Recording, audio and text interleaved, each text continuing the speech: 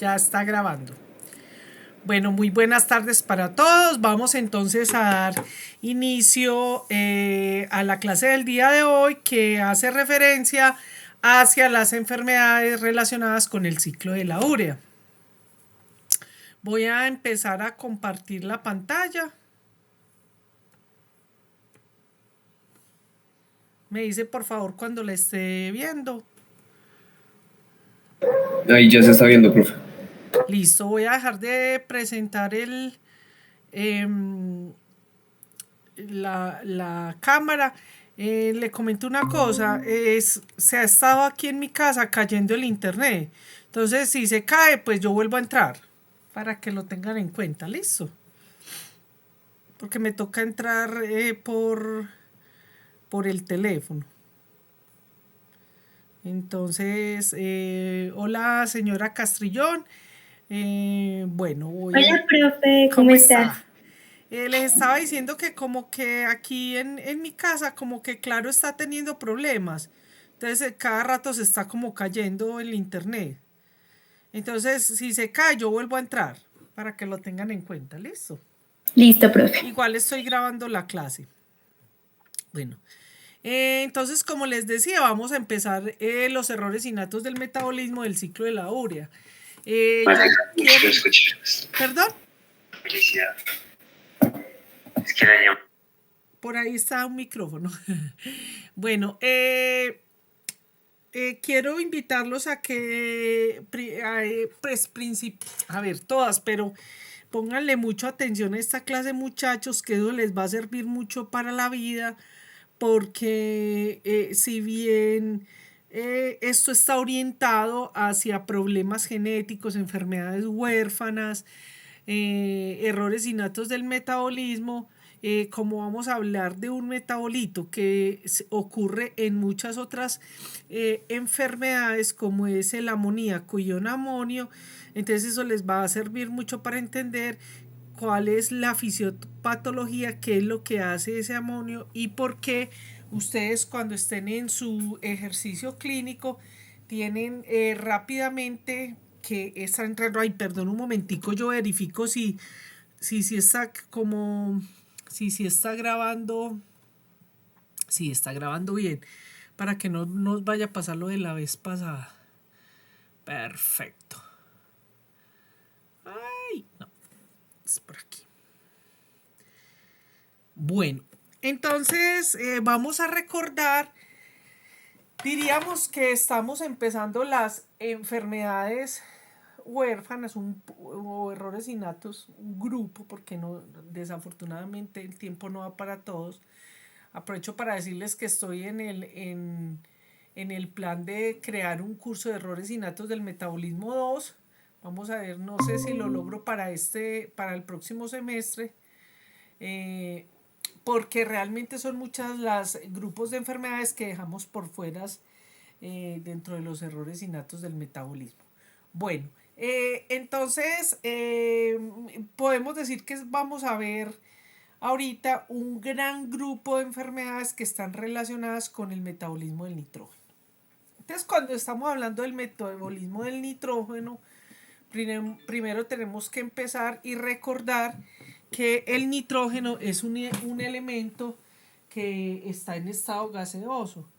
Es decir, en los animales, en las plantas, tiene que estar en, en diferentes especies, en otras especies químicas para poder estar de forma líquida orgánica. Ahora, ese nitrógeno, como las formas que nosotros podemos tenerlas en el organismo, básicamente está representada, pues tenemos muchos compuestos con nitrógeno, ¿cierto? Pero hay dos en el que nos vamos a enfatizar hoy, es el ion amonio NH4+, y el amoníaco NH3. Entonces, este compuesto es supremamente neurotóxico. Entonces, por esa razón, la naturaleza estableció mecanismos metabólicos que permiten que no se acumule en exceso ese ion amonio y ese amoníaco, por un lado para eliminar los excesos de nitrógeno y por otro lado para evitar que estas especies estén y creen esa neurotoxicidad. De tal manera que todos eliminamos, entre comillas, los organismos superiores, como por ejemplo los peces, los reptiles, eliminan el nitrógeno en forma de amonio, NH3+. Las aves y algunos reptiles lo eliminan en forma de ácido úrico. Y nosotros los mamíferos eliminamos el nitrógeno en forma de urea. La urea entonces es esta molécula que estamos viendo acá, que va a... Un momento, por favor. Maestro, sí. Maestro, ¿cómo está?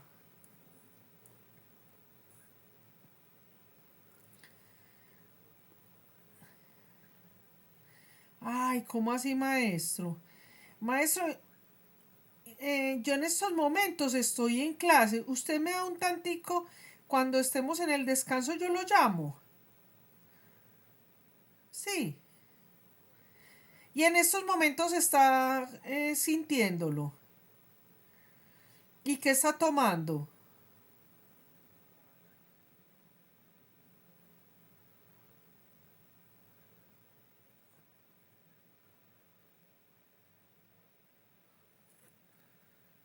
Ramuel, por favor, un momento, muchachos, que es un profesor de la Universidad Adulto Mayor que está como con una complicacióncita. Sí, maestro, dígame. Bueno, listo. Yo lo llamo apenas estamos en el descanso. Si se siente más mal, me llama que yo le contesto. Yo estoy pendiente, ¿vale? Bueno, yo también, maestro. Muchas gracias. Chicos, me disculpan, pero este es un profe de la universidad, profesor Jesús Alberto Echeverry, que pues siempre está complicadito, entonces por eso me contesté, entonces me pido excusa con ustedes. Bueno, entonces tenemos que la urea. Fíjense que la urea es un compuesto muy sencillo. Es un carbono, recordemos que el carbono tiene 4 enlaces, este es un grupo ceto y aquí están 2 grupos amino. Entonces ese compuesto nosotros tenemos una vía, un ciclo, que es el ciclo de la urea. Ese ciclo de la urea lo describió Hans Krebs, es el del ciclo de Krebs. De hecho, él primero descubrió el ciclo de Krebs antes de haber descubierto el ciclo de Krebs. Bien, entonces esta es la manera como los organismos no sintetizamos, fabricamos, producimos la urea. Y eso es lo que permite que cuando se aumenta la cantidad de amonio o de amoníaco se elimine por ahí. ¿Y cuándo se da eso? Se los voy a preguntar en el examen. Cuando se metabolizan, cuando se catabolizan el metabolismo de los aminoácidos, cuando por ejemplo se utiliza un aminoácido para utilizar su estructura carbonada, entonces entrega el ion amonio al medio, ¿cierto? Y eso se convierte en ion amonio o amoníaco. Entonces, a través del ciclo de la urea, ¿cierto? Lógicamente, pues nosotros no estamos aquí en bioquímica y no lo vamos a ver en detalle. Es una vía que está compuesta por unas enzimas, y cuando alguna de esas enzimas está deficiente, entonces se producen este grupo de enfermedades del ciclo de la urea. Estas enfermedades son genéticas, pero antes de que empecemos a ver las enfermedades, yo les voy a mostrar en general qué es lo que pasa con el ion amonio y el amoníaco. Entonces, el ion amonio, que es el NH4+, ¿Y por qué hago énfasis en eso? Porque en algunos textos, sobre todo cuando, y a veces cuando son mal traducidos, se utiliza de manera indiscriminada la palabra amonio y amoníaco. Desde el punto de vista químico en español, ion amonio es una especie, una sustancia que es el ANH4 más, es el ion amonio. Y el amoníaco es NH3. Entonces, resulta que cuando todos tenemos trazas, pues tenemos un poquito a nivel de la sangre, en el plasma tenemos ion amonio o amoníaco. Voy a aprender, activar el lapicerito porque voy a escribir algunas cosas que de pronto no están aquí en la diapositiva y para que la tengan cuando estudien. Lo pregunto en el examen.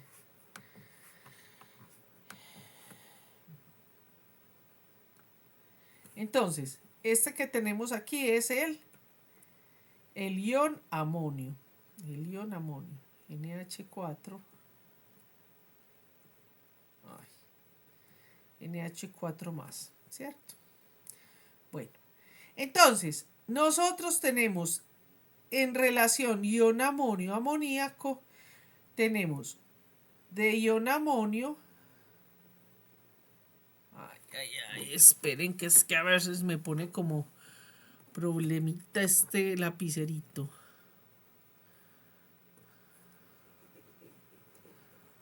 Bueno.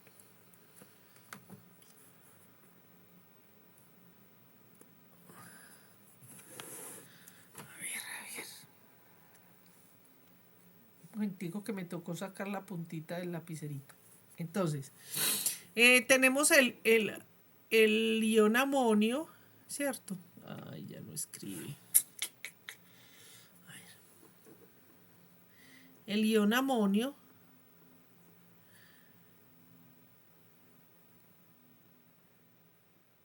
con... ¡Ay, no! ¡Qué pena con ustedes! A ver. El ion amonio con respecto al amoníaco en una relación de 9:1. ¿Qué quiere decir? Que por cada 9 moléculas de ion amonio hay una de amoníaco. Es decir, nosotros tenemos ion amonio, tenemos amoníaco. Y ya vamos a ver por qué pasa eso.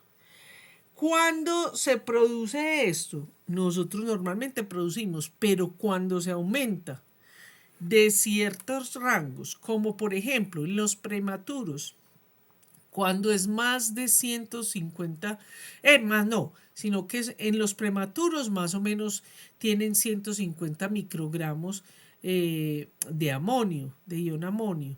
En los recién nacidos a término es más o menos entre 50 y 75 y en adultos es menor de 50. Cuando excede esa concentración que se da sobre todo en especial cuando tenemos bacterias ureasa positivas, en bacteremias, por ejemplo, y cuando hay metabolismo de aminoácidos.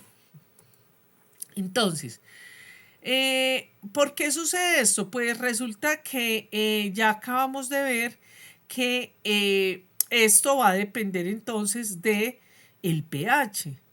Sí, entonces, recordemos que nosotros tenemos aproximadamente un pH de 7,4. Por esa razón, una solución líquida, una solución acuosa. Por esa razón, el 98%, ¿cierto?, es ion amonio. Ahora, como el NH3 es tan volátil, es un gas a temperatura, o sea, está en forma gaseosa a temperatura ambiente y a presión atmosférica constante, es un gas. Por esa razón, cuando está en un medio acuoso, se ioniza y se convierte en amoníaco. Por eso nosotros tenemos más moléculas de amoníaco que de amonio, por ese pH 7, de 7,4. Entonces resulta que cuando se aumenta ese ion amonio va a producir una alta toxicidad, por eso se llama que es neurotóxico. Y ese comportamiento del amonio, es decir, ese aumento de amonio en sangre que se llama hiperaumento, amonio, amonio y hemia sangre, es decir, aumento de amonio en sangre, va a llevar a que haya una serie de complicaciones a nivel celular, sobre todo en el tejido nervioso, sobre todo en las neuronas. Cuando esto se presenta, eso en cualquier momento de la vida, ¿cierto? Pero sobre todo en los individuos que están en crecimiento y desarrollo, ese ion amonio al aumentarse va a afectar entonces a los astrocitos y por lo tanto a las neuronas. ¿Qué es lo que va a suceder con esto? Pues resulta que ese ion amonio, como es un compuesto que puede atravesar libremente la, la, la membrana de las celulares, de las células, entonces ese ion amonio pues va a dañar una serie de enzimas que están relacionadas, como por ejemplo con la energía, es decir, a nivel mitocondrial produce un déficit energético porque afecta eh, a enzimas del ciclo de Krebs, de la cadena respiratoria. Además de eso, se va a aumentar el estrés oxidativo porque va a inhibir enzimas como la oxidonitricosintasa. Y además de eso, nosotros tenemos un transportador, ya este transportador que está muy bien caracterizado, que es el que se llama el LAT1, hace que no vaya a entrar vamos ahorita a ver, a entender cómo funciona ese LAT1, que es un transportador por el cual pasan aminoácidos ramificados, aminoácidos aromáticos que están implicados en la producción de muchos neurotransmisores. Entonces, ese ion amonio va a inhibir la concentración de esos aminoácidos. Entonces, como resultado de eso, vamos a tener que pues se van a dañar las células del sistema nervioso, y si estamos en crecimiento y desarrollo, pues van a ser enfermedades que son muy letales y muy discapacitantes. Bueno, además, bueno, ya había, esto es todo lo que había dicho anteriormente. Y esto es muy importante. Uno de los sistemas que también se afecta, que está relacionado con otro receptor, que es el NMDA, N-metil de aspartato. Ese es un receptor que es muy importante y va a tener varios compuestos de los que va a depender para su funcionamiento, y entre esos está el glutamato. Entonces va a afectar ese sistema glutaminérgico, ¿cierto? Porque lógicamente va a haber una inhibición en la captación de glutamato, y ese NADH más, que lo vamos a ver después también en el metabolismo de otros aminoácidos, entonces no va a permitir que funcione este receptor. También tenemos problemas con daños en el sistema colinérgico, sobre todo cuando pues a veces se empiezan las afecciones que ya han tenido un poco de desarrollo, entonces empiezan a perder las funciones cognitivas los individuos, disminución de receptores presinápticos, aumentos de postsinápticos, Y también se va a afectar el sistema serotoninérgico, básicamente porque para la producción de serotonina, al igual que otros neurotransmisores, necesitamos el funcionamiento de ese, es decir, como materia prima, los aminoácidos como el triptófano, como la treonina, la valina, la isoleucina, la leucina, bueno, etcétera. Entonces, esos aminoácidos los necesitamos, recuerden que son aminoácidos esenciales, nosotros no tenemos la posibilidad de producirlos, entonces si no entran a la célula, pues también van a afectar la producción de serotonina. ¿Cuál va a ser el resultado de todo esto? Entonces va a haber una alteración en el crecimiento dendrítico y axonal que va a llevar a una muerte celular, ¿cierto? Bueno, la hiperamonemia entonces va a producir lo que se llama la encefalopatía hiperamonémica. Ojo que lo pregunto en el examen. Encefalopatía hiperamonémica. Entonces, ¿en qué consiste la encefalopatía hiperamonémica? Encefalopatía es una enfermedad del encéfalo, ¿cierto? Producida por un aumento de amonio en la sangre. Y la encefalopatía hiperamónica lo que va a producir es un edema cerebral y por lo tanto, un edema es una hinchazón, ¿cierto? Y por lo tanto, entonces se va a aumentar el PIC, que es la presión intracraneal. Entonces, esas son las dos grandes consecuencias de la encefalopatía, el edema cerebral y el aumento de la presión intracraneal. Como está ocurriendo esta encefalopatía, eso va a llevar a que haya una atrofia cerebral y atrofia de los núcleos profundos. ¿Cuáles son los núcleos profundos? Caudado, putamen, tálamo, hipotálamo. Si hay una atrofia cerebral, eso nos lleva a una desmielinización. Y eso se traduce que estos individuos se convierten o van a tener un retraso mental severo o incluso pues llega a la muerte. Aquí vemos cómo estas son pues como de los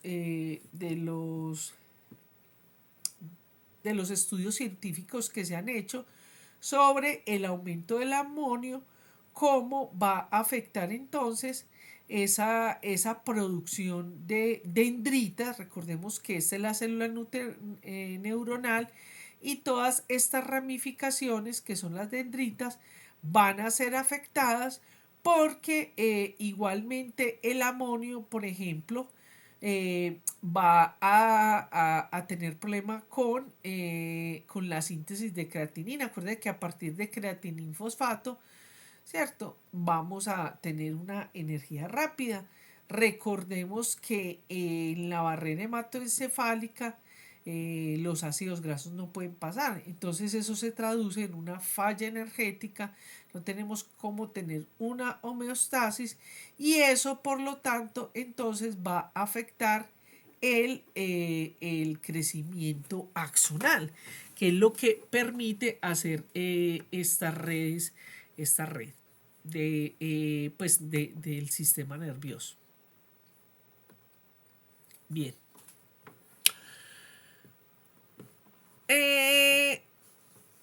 Quiero mencionarles, antes de que empecemos a ver cada una de las enfermedades, que cuando usted tiene un paciente con hiperamonemia, lo primero que tiene que solucionar es la hiperamonemia. Usted no tiene que investigar si tiene una enfermedad huérfana, si tiene un error innato, no, usted tiene que solucionar la hiperamonemia, lógicamente que tiene que cortar lo que está llevando a esa hiperamonemia, pero lo primero que tiene que hacer es estabilizar su paciente, porque si no, rápidamente el paciente pues o se va a deteriorar más o incluso se va a morir. Bien, entonces lo primero que se hace, pues como esto se da sobre todo en niños, en pequeños, en recién nacidos, en los primeros días, entonces, ¿qué es lo primero que comen los bebecitos? Pues la leche materna. Y la leche materna es rica en proteínas. Entonces, si se activa ese metabolismo de proteínas, vamos a tener como resultado que se van a metabolizar los aminoácidos, y los aminoácidos van a hacer que se produzca, pues se elimine el ion amonio, ¿cierto? Pues o el grupo amino que se convierte en ion amonio, y por lo tanto pues va a haber la hiperamonemia. Entonces, para eso, lo primero que tenemos que pensar es que no podemos hacer, pues tenemos que interrumpir la ingesta del niño. Por eso se dice escuetamente, nada por la boca, ¿cierto? Sobre todo lo que está representado en proteínas. Como ese niño está en crecimiento, en desarrollo, ¿cierto? Tampoco lo podemos dejar sin nada, en un ayuno per se, ¿cierto? Entonces, por esa razón hay que darle, pues de todas maneras eso es una urgencia, es un estado crítico, y por lo tanto hay que darle mientras tanto glucosa, ¿cierto? Para que no haya un problema de una hipoglicemia, ¿cierto? Porque ahí hay una descompensación metabólica más grave. Y entonces usted va empezando, como de todas maneras usted empieza a medir metabolitos, entonces usted intravenosamente va a estar dando líquidos, electrolitos y glucosas mientras va mirando qué es. Ahora, si usted, porque usted tiene unas manifestaciones que ahorita las vamos a ver, que hacen que sospeche que el paciente tenga una hiperamonemia, pero mientras usted recibe los resultados, usted hace eso. Pero cuando usted francamente, usted tiene unas pruebas de laboratorio que le indican que su paciente tiene una hiperamonemia, entonces usted tiene que buscar cuál es la razón de esa hiperamonemia. Pero entonces usted va a utilizar las diferentes estrategias, que ya las vamos a ver durante esta clase, para eliminar esos excesos de amonio. Entonces, por un lado está la interrupción de lo que pueda metabolizar y aumentar ese amonio, como es la ingesta de proteínas, pero de otro lado, usted hace, por ejemplo, para ver si, porque una de las cosas que provoca es, por ejemplo, una sepsis. Una sepsis puede dar una bacteremia, una septicemia. Pues hay muchas enfermedades que pueden producir ese aumento de amonio. Entonces usted tiene que primero, si usted ve que es porque se debe a por ejemplo, a una bacteremia, entonces pues empieza el antibiótico, etc. Ahora, cuando generalmente eso depende de cada hospital, de cada institución de salud, de cada país, tiene pues como su protocolo para eso.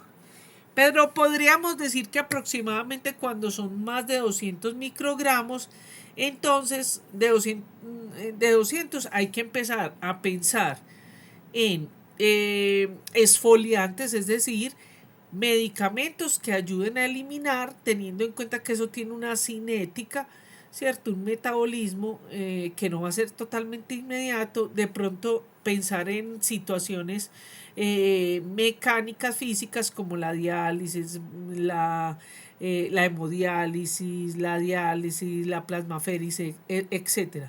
Es decir, las diferentes estrategias para bajar ese amonio. Ya vamos a ver ahorita más adelante esos protocolos. Bien. Y pues ya entonces empieza usted a buscar cómo diagnosticar eso. Aquí les tengo una tabla, esto es lógicamente de Sadurray. Aquí vemos, por ejemplo, podríamos decir que aproximadamente, este es el estándar que se hace en el mundo. Pero como les digo, ustedes tienen que llegar al hospital, ¿cierto? Cada uno les va a decir. Entonces, por ejemplo, aquí vemos que, por ejemplo, cuando el amoníaco es menor de 100, ¿cierto? Entonces se para la proteína, se empieza la administración de líquidos intravenosos, ¿cierto? Glucosa intravenosa, monitoreo de cómo va subiendo, porque pueden haber otras razones, ¿cierto? Y se va colocando la insulina por si hay picos de hiperglicinemia, ¿cierto? Bien. Fíjese que aquí también es muy importante cuánto de acuerdo a las concentraciones, pues qué se va haciendo, qué es lo que vamos a ver ya aquí. Aquí vemos un paciente con hiperamonemia. Este es un niño que ya está con diálisis, ¿cierto? Con alimentación nasofaringea. Bueno, entonces este es el algoritmo que podríamos decir que en general es el que más se maneja. Entonces, cuando resulta que incluso hay individuos que tienen, por ejemplo, más de 180, más de 200 y a veces están asintomáticos, ¿cierto? Pero de todas maneras nos tiene que prender una alarma ese aumento de ion amonio, o sea, esa hiperamonemia, y entonces se le hace la restricción dietaria, se le repite, ¿cierto? Y si de acuerdo al haber retirado la proteína, al haber empezado los medicamentos disminuye, pues eureka. Pero si no disminuye y está por encima de 200, entonces hay que iniciar el tratamiento. Si está sintomático en las manifestaciones que vamos a ver ahorita más adelante, entonces se inicia el tratamiento. Y ese tratamiento es, entonces, el tratamiento tiene que ser no solamente como con los medicamentos que van a reducir, van a ayudar a que ese amonio salga, sino que hay que pensar en que hay que hacer una diálisis. Entonces se está midiendo constantemente el amonio, y aquí vamos a ver una cosa muy importante, y es que ustedes tienen que tener en cuenta, por lo que vimos, por las características del ion amonio y el amoníaco, que ustedes como clínicos tienen que certificar, como médicos que están solicitando el amonio, ustedes tienen que verificar que el hospital, la entidad de salud, el grupo de enfermeras en el laboratorio tengan conocimiento o estén al tanto de las condiciones en las que hay que tomar el ion amonio, porque el ion amonio, por esa volatilidad del amoníaco, pues muchas veces desorienta, porque ¿qué sucede? Que esta muestra hay que tomarla en hielo, ¿cierto? Debe tomarse en el momento en que se toma la muestra, inmediatamente colocarla en hielo. Hay que hacerlo por catéteres de gases, ¿cierto? Por equipo de gases. Y el procesamiento de la muestra se tiene que hacer durante los 30 minutos siguientes. Así que cuando un amonio se los dan con más horas, ustedes tienen que sospechar, pues tienen que dudar de ese resultado. Fíjese que aquí está incluso, ahora nosotros aquí lo estamos viendo aislado, la hiperamonemia, porque de hecho en muchos lugares de nuestro país a veces los metabolitos se hacen de manera independiente. Pero ustedes tienen que pensar que en la mayoría de países, sobre todo en países desarrollados, no solamente va a ser un metabolito, un electrolito, sino que se van a medir muchas cosas al tiempo. Se van a medir, por ejemplo, el amonio, el sodio, el potasio, los electrolitos, la glucosa. Ahorita vamos a ver el anion gap, la brecha aniónica es muy importante aquí para este tipo de enfermedades.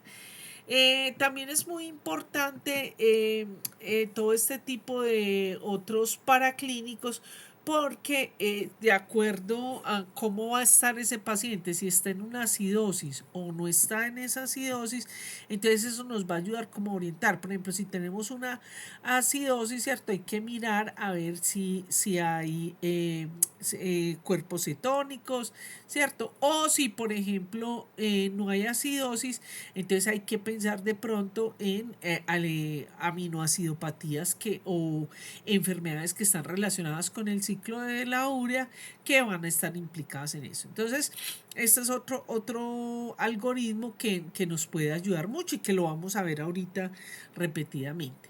Entonces, recuerden también que muchos de estos pacientes les están realizando desde el momento en que nacen, les están haciendo su tamizaje neonatal. Entonces, pero este algoritmo está orientado sobre todo cuando usted en el recién nacido, usted ve manifestaciones clínicas. ¿Cuáles manifestaciones clínicas? Manifestaciones del sistema nervioso central, es decir, que el niño no succiona, no come, no llora, es aletargado, hipotónico, convulsiona, puede ser convulsiones, francas convulsiones o convulsiones mioclónicas, entra en un estado comatoso y hay que alertarse porque ahí fácilmente el niño puede morirse. Entonces, ¿qué sucede? Que, como les digo, si ustedes están sospechando de eso, lo ideal es que en ese mismo momento usted tome la brecha aniónica, Neon Gap, glucosa, ¿cierto?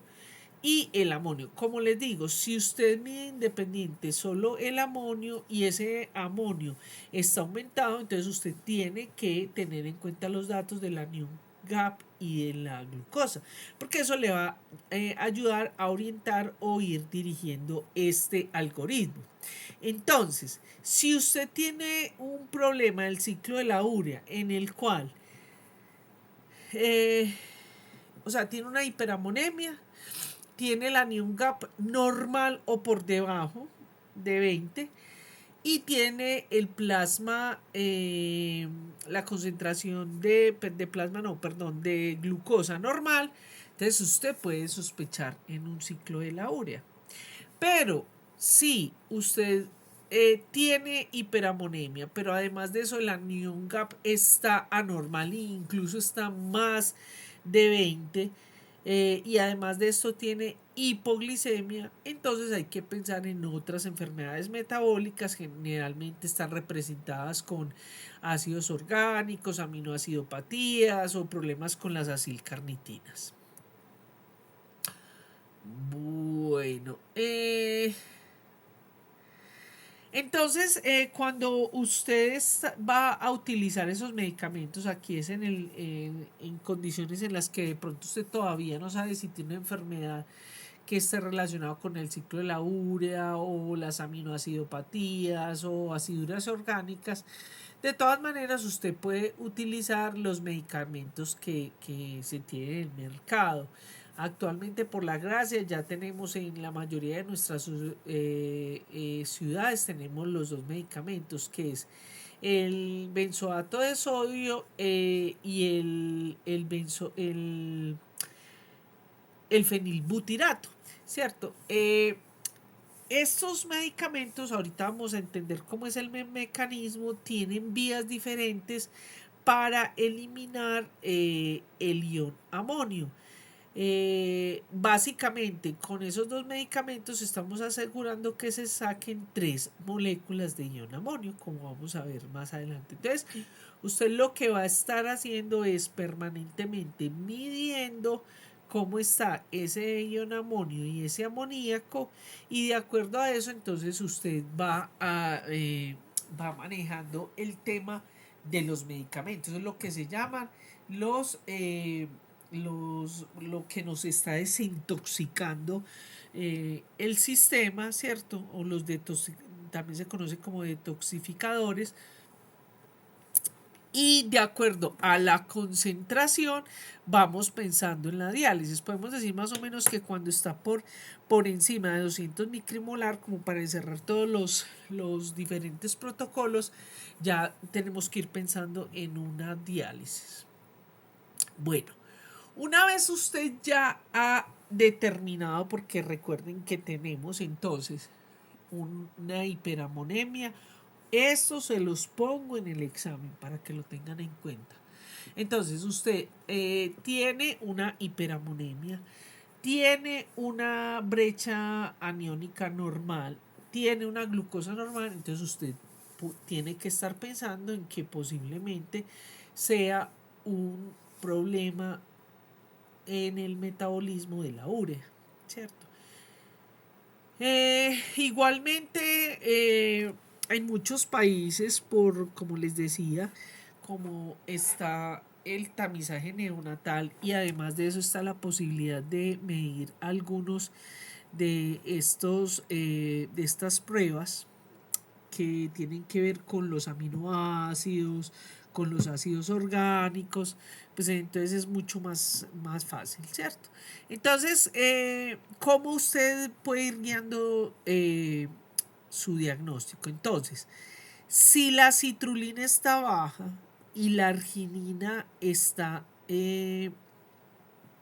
normal o baja, entonces usted tiene que estar pensando en que posiblemente pueda ser o ahorita volvemos, no se preocupen que ahorita volvemos a ver cuando empecemos ya con cada uno de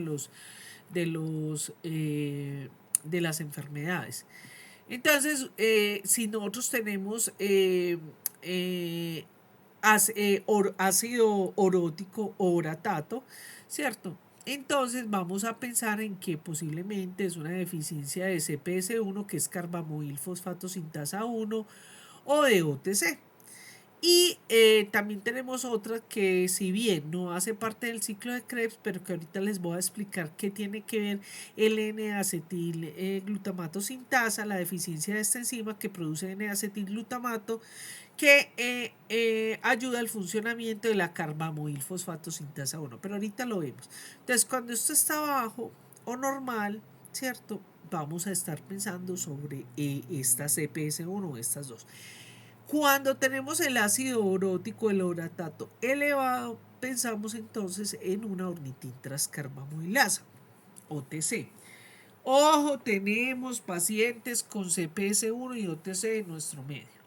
Ahora, si está elevada la citrulina, entonces usted tiene que pensar en que si hay ausencia de arginine-succinato, entonces es la arginine-succinato sintasa. Si está elevado el arginine-succinato, es arginine-succinato liasa. Es una deficiencia de esta enzima. Entonces mire que la determinación de los metabolitos con estos algoritmos le va a permitir a usted orientar su diagnóstico.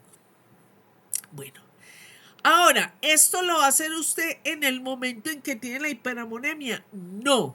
Usted primero tiene que resolver la hiperamonemia, porque usted no puede esperar hasta tener el final. Fíjese que realmente la mayoría de estos, el diagnóstico final se hace con biopsia hepática, con test genéticos, que se demoran, por ejemplo, en nuestros países, en estos países pobres o en vía de desarrollo.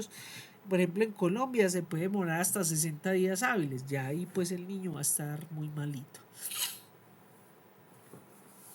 Ahora, la hiperamonemia, ustedes van desde el punto de vista clínico, este es un concepto que lo van a manejar mucho, que es la hiperamonemia primaria, que es la que está relacionada con los defectos del ciclo de la urea, que es lo que vamos a ver acá. Pero también hay lo que se llama hiperamonemia secundaria, que es decir, son otras entidades clínicas como las acidurías orgánicas, el síndrome de las 3H, muchas enfermedades mitocondriales como las que ya hemos visto, defectos de la beta oxidación que secundariamente tienen una hiperamonemia. Bueno, entonces, podríamos decir que en los trastornos del ciclo de la urea, todas son autosómicas recesivas, con excepción de la ornitintrascarbomoilasa, que es ligada al X. Son en su gran mayoría, tenemos como dos grandes formas o tipos, que son las severas y las leves. Las severas generalmente se presentan desde el día 0 hasta los 3 días más o menos se presentan. Básicamente eso va a estar dado de acuerdo al momento en que el niño empiece a tener ingesta, empiece a tomar el alimento de la madre, ¿cierto? Y una vez ellos se activa todo este metabolismo hepático y todo este metabolismo de, de proteínas, bueno, en general todo el metabolismo hepático, entonces rápidamente van a empezar a hacer esas hiperammonemias, entonces rápidamente desarrollan un edema cerebral, es decir, una encefalopatía. ¿Y cómo lo detecta eso? Porque el niño está letárgico, anoréxico, puede ser con hiper o hipoventilación, hipotermia, convulsiones, coma. En las formas leves generalmente se deben a lo que se llaman los factores gatillantes, es decir, cuando hay procesos que son hipercatabólicos, es decir, por ejemplo en las vacunas o por ejemplo cuando tienen un trauma, una cirugía o una infección, una virosis, una bacteremia, una parasitemia. Entonces, como hay un hipercatabolismo, ¿cierto? Se activa la enfermedad. Bueno, como les decía, todos son autosómicos recesivos, con excepción de la ornitin transcarbamilasa, que es ligada al X.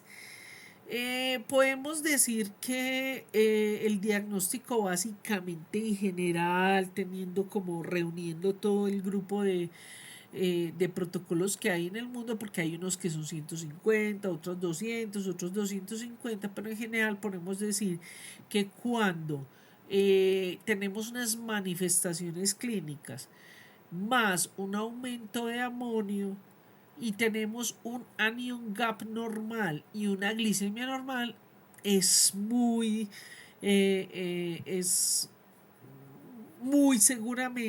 seguro que vamos a encontrar entonces un paciente con algún trastorno del ciclo de la urea. Esta me gusta muchísimo porque las enfermedades del ciclo de la urea, o mejor dicho, otras enfermedades que van a producir un diagnóstico diferencial, mire, es toda esta lista, ¿cierto? No la voy a repetir pues, pero cosas que hemos visto, acidurías orgánicas, la oxidación de ácidos grasos, un choque hipoviolémico, el síndrome de las 3 R's, pues que es hiperornitemia, hiperamonemia, citrulinuria, infecciones por virus. Ahí está, por ejemplo, el herpes simple, perdón, problemas de hiperinsulinemia, mitocondriopatías, asfixias perinatales. Bueno, hay una serie de cantidad. De los más frecuentes, las infecciones por bacteremia ureasa positiva. Muy bien, esto que vemos acá es para que ustedes recuerden, me imagino que lo vieron en endocrinología y metabolismo. Es una gráfica que representa la célula, ¿cierto? Recordemos que esto se está dando a nivel hepático principalmente. Y esto que vemos aquí representa la mitocondria. Entonces vamos a tener unas reacciones que son dentro de la mitocondria y otras que van a ser en el citoplasma. Básicamente dentro de la mitocondria vamos a tener dos enzimas, que la carbamoilfosfato sintasa 1 y la ornitin transcarbamilasa 1. Y podríamos decir que en general es el trastorno de la urea más grave, más fuerte. Estos dos son los más devastadores, ¿cierto? Entonces recordemos que va a venir producto del metabolismo de los aminoácidos, el ion amonio, ¿cierto? O sea, que vienen del grupo amino de los aminoácidos, pues. Y ojo con esto que es muy importante, no sé si lo tengo aquí en otra diapositiva, pero nosotros tenemos dos tipos de carbamoilfosfato sintasa. Tenemos la 1 que es mitocondrial y la 2 y que está relacionada pues o está implicada en el ciclo de la urea, y la CP2 que está implicada en el metabolismo de pirimidinas, o sea de nucleótidos. que son totalmente diferentes. Ahora, esta CPS1, ella funciona, ¿cierto? Y lo que va a producir es carbamidilfosfato. Pero cuando está en presencia de N-acetilglutamato, entonces va a funcionar mucho mejor, ¿cierto? O sea que el N-acetilglutamato estimula el funcionamiento de la CPS1. Por eso, dentro de las enfermedades del ciclo de la urea, se incluye la deficiencia de N-acetilglutamato sintasa, ¿cierto? Porque a veces está deficiente y entonces es como si tuviéramos deficiente la CPS1. Bien, entonces una vez, como les digo, no voy a repetir el detalle, el ciclo, pero una vez sale la citrulina del citoplasma, empieza a hacer sus diferentes modificaciones hasta que crea la urea, ¿cierto? Fíjese que aquí básicamente vamos a ver que están implicados otros aminoácidos, pero además tenemos 1, 2, 3, 4, 5 enzimas que están relacionadas, y con estas serían 6 que están relacionadas con la deficiencia de los trastornos del ciclo de la urea. Otro detalle que les quiero hablar aquí, resulta que nosotros tenemos un transportador que es el ORNT1, que es el que va a, es un intercambiador, un translocador, cambia citrulina por ornitina, es decir, que entra una ornitina y sale una citrulina. Listo, bien. Entonces, estos son los trastornos del ciclo de la urea. Fíjense que ahí no estamos incluyendo el N-acetilglutamato sintasa, pero lo vamos en la próxima diapositiva, en lo más adelante. Aquí quiero colocarles algo que todavía en los clínicos todavía se maneja, aunque hoy en día ya todo con este advenimiento de tecnologías y esta sensibilización de este tipo de enfermedades realmente ha cambiado a cuando yo empecé, ¿cierto? Es decir, pero todavía hay algunos clínicos que llaman a estas hiperamonemias. Las más frecuentes de todas ellas son la de la carbamidilfosfato sintetasa 1 y la la CPS1 y la OTC. Entonces, y de todas estas dos son las más frecuentes y además de eso son las más devastadoras, generalmente son las formas más severas. Entonces, por ejemplo, la CPS1 se llama hiperamonemia 1 y la OTC hiperamonemia 2. Para las otras enzimas, entonces tenemos, por ejemplo, la que tiene deficiencia de la arginasa o de la argininliasa, se conoce, la enfermedad se llama arginemia, que es un aumento de arginina en sangre. La de la argininsuccinatoliasa o argininosuccinatasa produce argininsuccinaturia, es decir, aumento de argininsuccinato en orina. Y la de la argininsuccinato sintetasa produce citrulemia, ¿cierto? Que es aumento de citrulina en sangre.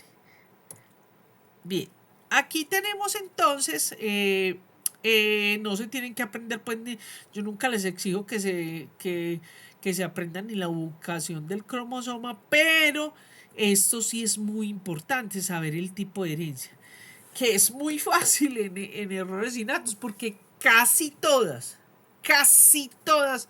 son autosómicas recesivas. Fíjense que en cada clase vamos viendo la una o dos que son ligadas al X. En este caso, la única que es ligada al X es la ornitintrascarbamidilasa, ¿cierto?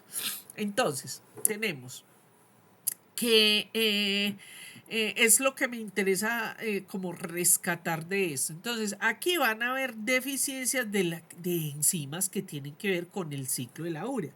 Pero también la hiperamonemia la puede producir la deficiencia de N-acetilglutamato sintetasa, ¿cierto?